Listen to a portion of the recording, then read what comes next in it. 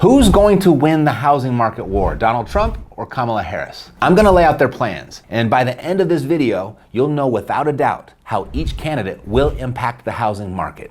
And it's gonna surprise you. Here's what's at stake. The housing market, it's in crisis mode as prices are running away from Americans. And with the housing affordability already out of reach for so many, and just barely within reach for so many more, one wrong move by the next president could crush the American dream for most of the population. Here's the reality. We're short 4.5 million homes, which has led to skyrocketing prices due to the basic principle of supply and demand. It's common sense that everyone seems to understand when referring to the latest exclusive sneaker release by Nike or Super Bowl tickets. But when it comes to real estate, people forget. It's gonna crash any minute, they say. The prices, they can't go up forever, they say. No, prices can go up forever if the supply problem isn't fixed. In order for the market to crash, you need a bunch of houses for sale. That's how a crash happens. No houses, no crash. And the market doesn't care if you disagree or not. When supply can't keep up with demand, buyers, they bid against each other, and that drives prices higher. It's this shortage, more than anything else, that's contributing to the high cost of home ownership. The key issue is whether the candidates in the upcoming election have viable plans to address this shortage and bring more homes into the market. Now, before looking at each candidate's plan, because we'll do so in detail, because they're very different, let's first look at how historically presidential elections have impacted the housing market in the past. What happens when a Republican wins? And what happens when a Democrat wins? Historical data shows a consistent rise in home prices during election years over the past 28 years, with 2008 being the only exception. Even in years with political uncertainty, such as 2004, 2012, and 2020, home prices increased by double digits, ranging from 10 to 20%. The reasoning behind this trend includes macroeconomic factors like lower interest rates during election years and temporary boosts in consumer confidence. However, whether you should jump into the market depends on other factors like local conditions, interest rates, and your financial readiness. If you're considering a move soon, it's best to act before prices surge even further, which often happens after election years as uncertainty dissipates and consumer confidence increases. If history is to repeat itself, prices are going up in 2025. Now, if you're considering an investment, we want to look at three things. First, interest rates. Historically, interest rates tend to decrease during election years, but they typically rise in the following year. If you believe in the patterns, investors might want to lock in deals now before rates go up, giving them a better chance to secure favorable financing. Two, rents. Even during challenging times like 2008, rents increased every year during the last 8 elections, driven by consistent rental demand. As an investor, this is what you want for your cash flow stability and your rental returns. Shameless plug for cashflowsavvy.com here. And 3, inflation and affordability. COVID stimulus and ongoing inflation have pushed costs higher, but the often overlooked rebounding population growth is expected to further increase housing demand and sales volume in 2025, creating a favorable environment for real estate investors, particularly if you already own some and if you're in the fix and flip biz. Now, as favorable as it may look, you still want to focus on the fundamentals and avoid over-leveraging. So consider investing before the election to benefit from lower interest rates. And remember that rent growth, it remains strong even in turbulent times. Keep an eye on inflation and affordability challenges, but also recognize that population growth may render them less consequential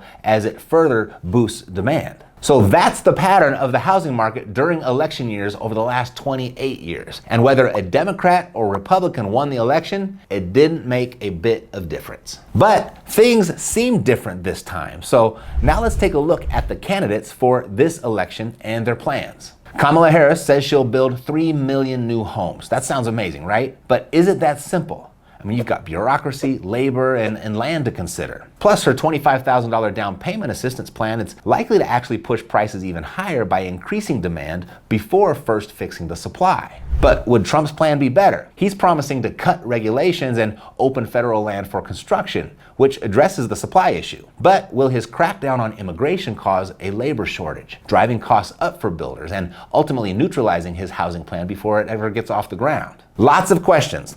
So let's address them one by one. Kamala Harris is bringing some pretty bold ideas to the table when it comes to housing. Here's what she's promising. First, she's talking about giving $25,000 to first-time homebuyers to help cover their down payment. This would be for people who've been paying their rent on time for 2 years or more. And if you're a first-generation homeowner, you could get even more than $25,000. Sounds great, right? Especially when saving up for that first down payment is one of the biggest hurdles people face when trying to buy a home. This is sure to be popular for people who fall into that category. But then there's this. While the assistance might help more people afford homes, it could actually make things worse if we don't fix the supply issue first. If there aren't enough homes to go around, what happens when everyone suddenly has more money to buy? Prices go up. It's very much like throwing gasoline on a fire. We need more homes first before making it easier for people to buy them. Further, the real beneficiary of this $25,000 assistance would be the developers more than the individual households. A plan similar to this was attempted in Utah just last year, 2023, as part of Senate Bill 240, and it failed miserably, immediately,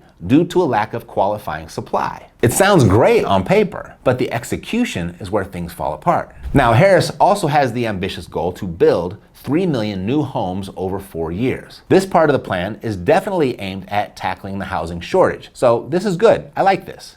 The idea is to boost the supply of both single-family and rental homes, and to target the barriers that are making it hard to build at the state and local levels. This is where the plan sounds promising, but there are some concerns. The first is the Democrat Party is the party of the barriers that have made it hard to build in the first place. For example, during this current Biden-Harris administration, Biden signed executive orders, such as Executive Order 13990, that revoked Trump's deregulations designed to streamline housing development and cut costs. Biden and Harris could rescind this executive order as easily as they issued it right now, if they wanted to. So why wait? There's been plenty of opportunity to do it before now even. It's not like we just woke up this morning with a housing crisis. Currently, we're building approximately 1.1 million houses a year instead of the 1.6 million we actually need. If we're to believe she'll build an extra 3 million homes by the end of her first term like she's promised, she better get started right now if she's to keep that campaign promise. And there are other questions. Where are these homes going to be built? You can't just build houses anywhere. You need buildable land. And then there's the issue of labor. Who's going to build these homes? Plus, with all these builders competing for limited supplies, will that drive up their costs? Yes, it will, especially if a lot of builders are working in the same area. So while adding more houses could help, it's not as simple as just deciding to build them. Now here's another big part of Harris's plan. She wants to remove key tax benefits for investors who own 50 or more single-family properties. The idea here is to discourage investors from grabbing up affordable starter homes and driving up prices. But not all investors are out to take advantage. Removing tax benefits for investors could actually hurt affordability too. Some investors, especially those who build rental homes, actually increase the supply of family-sized housing. And like it or not, we need investors to keep putting money into single-family rentals because the more capital they invest, the lower rents are for families. So by removing these tax benefits, fewer rental homes will be built, and therefore we will end up with higher rents, which is the opposite of what we want. Even more simply put, if a part of her 3 million extra home plan includes building rentals, who is going to own them if investors are disincentivized to own less than 50? I don't think this was thought through. These two parts of her plan, they can't really coexist. And Harris's plan also includes tax incentives for builders to create more starter homes and rental properties. But here's where it gets wonky. Builders get tax incentives to build the properties, not to own them. So who's supposed to buy these rental properties and then rent them out? Plus, tax incentives alone won't be enough to get builders excited. They still have to put in all the work. They still have to take all the risk before they even see any of that incentive. What builders really need is less red tape, less bureaucracy, and access to affordable land. Those are the things that would actually motivate them to build more homes. And then I can't get past this irony. While Harris talks about cutting through barriers, the current administration of which she's a part has been putting more barriers in place. Why promise to do later that can be done now? It's hard not to be skeptical about whether there's any real intent behind her plan other than to get elected. Lastly, who wants to own rentals under her administration, considering her support for unrealized capital gains tax and national rent control?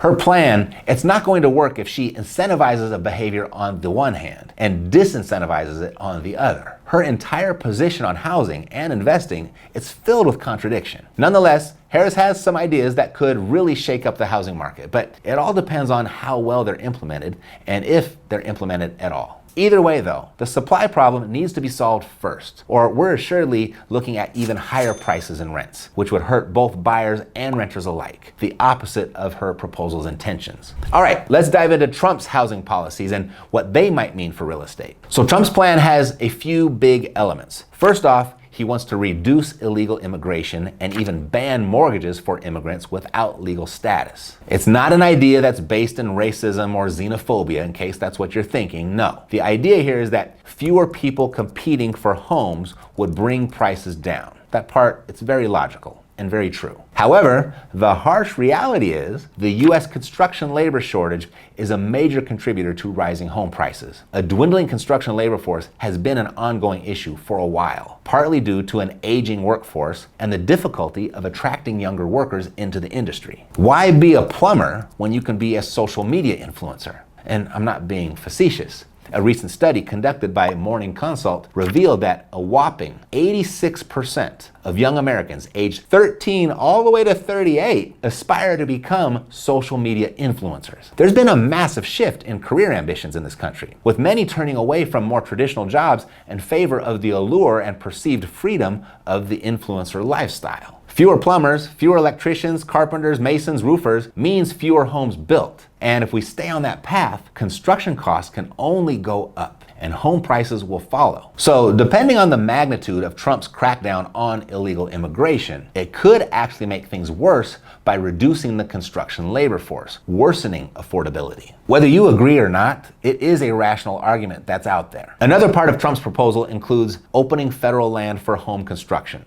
based on the idea that housing costs are high because land is scarce. More logic at play here, but where this land is located, it matters a lot. Most federal land, it's out west, much of it in areas prone to wildfires or with limited water supply. Plus, most of the government's land isn't exactly in high demand for housing, so it may not solve the affordability problem the way it's intended to. Meaning, what good are more houses if nobody wants to live there? Trump also wants to eliminate costly regulations to make homes cheaper and faster to build, as he once did. Because there are definitely regulations that create unnecessary costs, especially those tied to building design and construction. But some of these regulations are there for a reason, like making sure houses don't fall apart. So while deregulation might help cut costs, you don't want to overdo it and risk quality or safety. And lastly, Trump plans to encourage construction on the periphery of cities and suburban areas where land is cheaper. The idea here is simple. Build on cheaper land and the homes can be sold at more affordable prices. This is workable, but in places like California, those peripheral areas are often far from jobs and schools, which could limit the appeal of homes in those areas. Plus, you've got to think about commuting distance. It's not always practical for people to live that far outside the city. I lived inside the city when I was in California and the traffic was too much. But here's what's for sure. If the supply of available homes doesn't increase, home prices will continue to rise. So I don't know, will either candidate actually make homes affordable, or are they just trying to win an election? What do you think? Share with me in the comments. With 18% of voters still undecided, this election could be the tipping point for housing in America. Now, from a real estate investor's perspective, Trump's policies benefit the real estate investor much more by way of deregulation and tax savings, like bonus depreciation and the 1031 exchange, no taxation on unrealized gains, support for free market rent control, and favorable leverage terms. In other words, refinancing without it being taxed as income. But what does this all mean for you personally? Whether you're an investor or a first-time homebuyer, the key is to stay strategic. It's not about timing the market perfectly, but about making decisions based on solid fundamentals. And the fundamentals are pointing to an appreciating housing market for the foreseeable future. Now, I know you might be skeptical, and you're right to be cautious. I hear the concerns about high interest rates, but they're coming down now, and whether the market can continue to grow after such a big boom during the pandemic. The fundamentals now are very different than in 2008, especially when it comes to housing supply and demand, which is what will ultimately govern housing's direction. But also, just because the data points to growth, it doesn't guarantee it. Local conditions matter too. You should always consider what's happening in your area, from job markets to population trends. Don't rely solely on national predictions. Thanks for watching.